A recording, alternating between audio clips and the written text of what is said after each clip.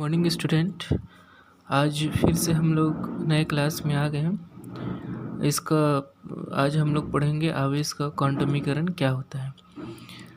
तो आवेश का क्वांटमीकरण को उसका परिभाषा भी यहाँ लिखा हुआ है। उससे सबसे पहले हमको एक मूल आवेश क्या चीज़ है वो हमको देखना पड़ेगा। तो हमारे प्रकृति में जो सबसे कम मात्रा में जो इलेक्ट्रॉन पाया जाता है, जो सबसे कम मात्रा में जो आवेश पाया जाता है वो एक इलेक्ट्रॉन है ना, जो वो एक इलेक्ट्रॉन या एक प्रोटॉन के आवेश के बराबर होता है। और जो न्यूनतम जो आवेश है उसका जो मान है वो होता है 1.6 गुणित 10 की घात -19 कूलाम। यही जो मात्रा है, यही प्रकृति में सबसे कम मात्रा में पाए जाने वाले आवेश की मात्रा है। और ये जो है एक इलेक्ट्रॉन या एक प्रोटॉन के आवेश के बराबर होता है। और इसी को हम लोग मूल आवेश या आवेश की मूल इकाई कहते हैं। उसके बाद अब देखो, क्वांटीकरण की यहाँ परिभाषा ये लिखा हुआ है। सभी मुक्त आवेश परिमाण में आवेश की कुल आवेश की मूल इकाई ई के पूर्व गुणज में होते हैं। ठीक है, पूर्व गुणज अभी क्या है इसको देखेंगे। अथवा या किसी आवेशित पदार्थ पर आवेश का परिमाण मूल आवेश ई के परिणाम के पूर्व गुणज में होता है। अब देखो, जैसे ये पूर्व गुणज लिखा है, इसका मतलब क्या होता है। जैसे यहाँ पे लिखो, देखो मुक्त आवेश, मुक्त आवेश में जाता कौन है, स्थानांतरण कौन होता है, इलेक्ट्रॉन। इलेक्ट्रॉन ही एक वस्तु से दूसरे वस्तु पर जाता है। जैसे कि यहाँ पर कांच और रेशम को लेंगे तो कांच में ही इसमें जाता है ये। अब तो ये जो है ये पूर्व गुणज में होता है। पूर्व गुणज का मतलब है जैसे पूर्ण संख्या के रूप में जाएगी। जैसे यहाँ लिखा हुआ है कि ये एक में 1, 2, 3, 4 ऐसे जो है पूर्व गुणज के रूप में जाएगी, जो पूर्णांक संख्या के रूप में जाएगी।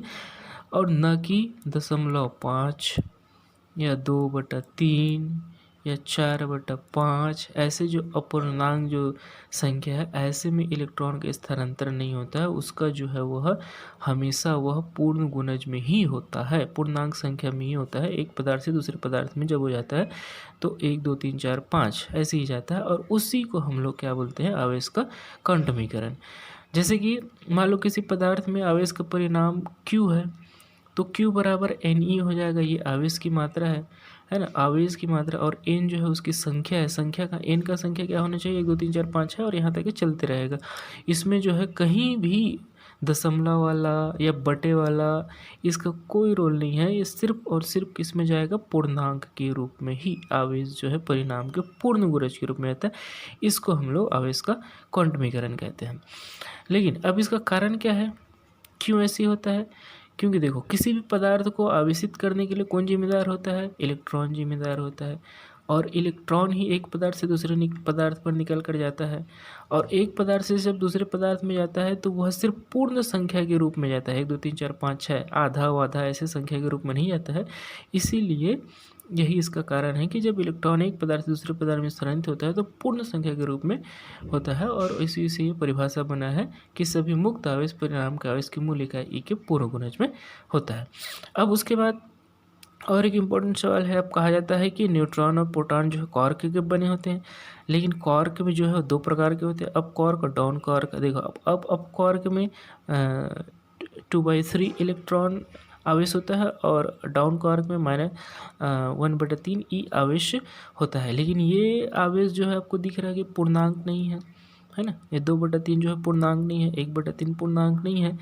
लेकिन फिर भी ये क्वांटमीकरण का विरोध नहीं करता है, क्योंकि ये मुक्त अवस्था के लिए अस्थायी होता है। कहने का मतलब है कि अगर हम लोग ये जो है इसको एक पदार्थ से दूसरे पदार्थ पर ये स्थानांतरित नहीं होता, वहीं पर रहता है।